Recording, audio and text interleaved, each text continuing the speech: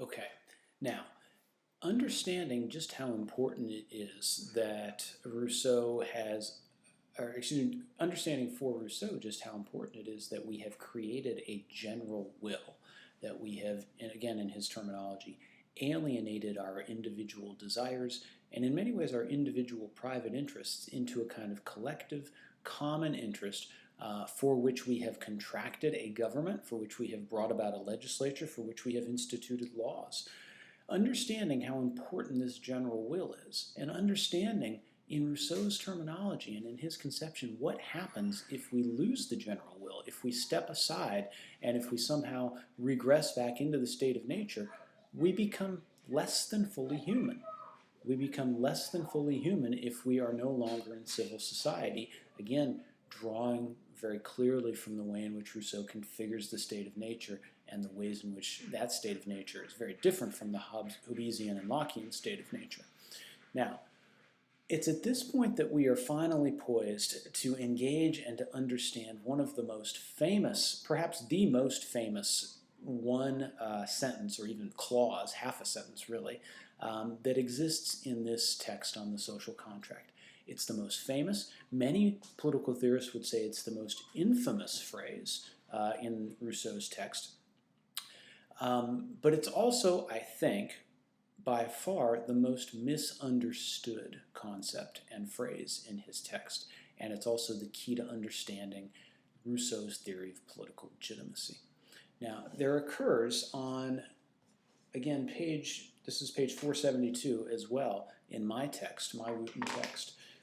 And this is the last paragraph in chapter 7, which is entitled On the Sovereign. And now listen to this language that Rousseau offers.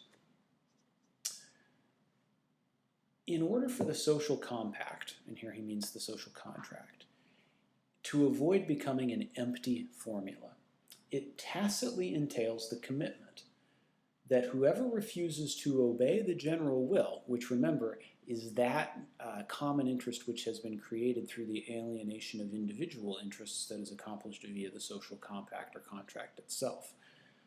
Whoever refuses to obey the general will be forced to do so by the entire body. This means merely that he will be forced to be free. Now that line, to be forced to be free. Talk about a contradiction in terms, right? How can you be forced to a state of freedom? Isn't freedom the very condition of a lack of force? Isn't one free when one is not told what to do, when one is not forced or constrained in their actions? Not for Rousseau. Again, one has got to understand how important the terminology is that he's using here. Rousseau understands humans to be in a state of complete liberty when they are in the state of nature. But remember what life is like for Rousseau in the state of nature. To have a complete state of liberty is to say nothing more than you are free to be governed entirely by your appetites and by your desires, to do whatever you want,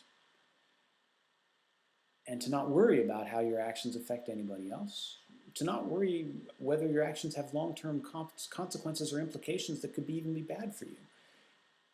In Rousseau's state of nature, people are stupid, limited, dumb, unintelligent animals who act essentially according to instinct or appetite or desire.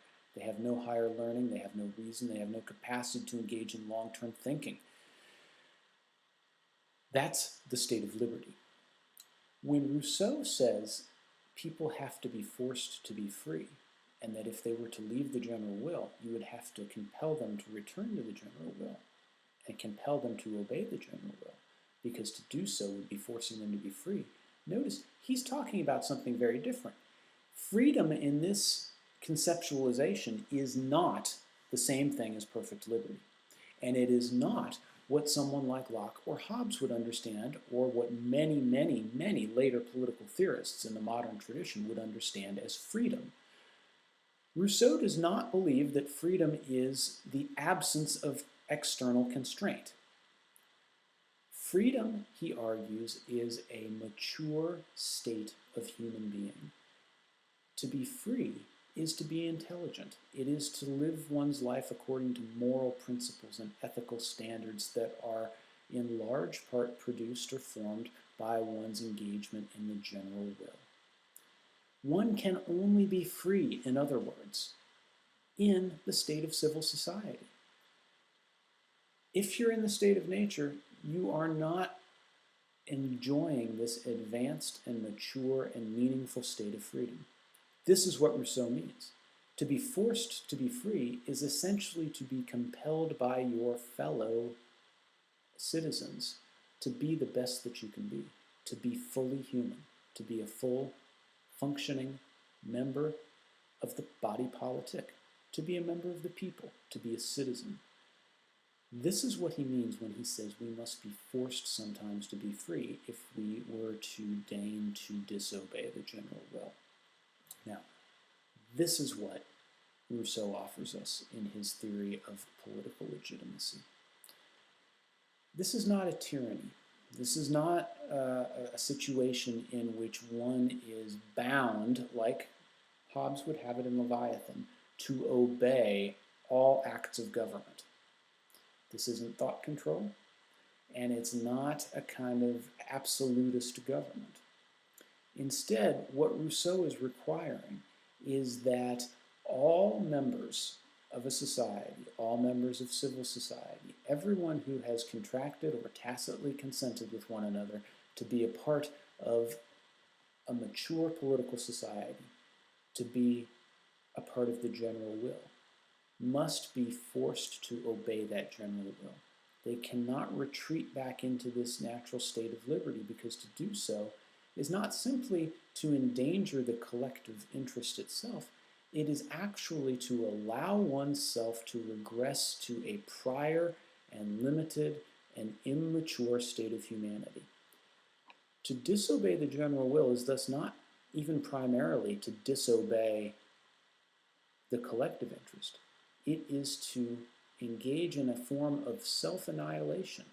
It is to refuse one's higher humanity and all of the things, the morals, the ethics, the intelligence, the cultivation of learning, the knowledge, the advanced state of sociability and socialization. It's to lose all of that. And for Rousseau, to lose all of that is to make ourselves something less than what we can be as human beings. So Rousseau's concept of political legitimacy has everything to do with being faithful to the general will, to the extent that legislatures and other governmental institutions can be said to embody the general will, to use it as its own guiding precepts and principles, then it makes good sense, according to Rousseau, to also grant that government legitimacy and to obey that government. But the general will is not the same thing as the government.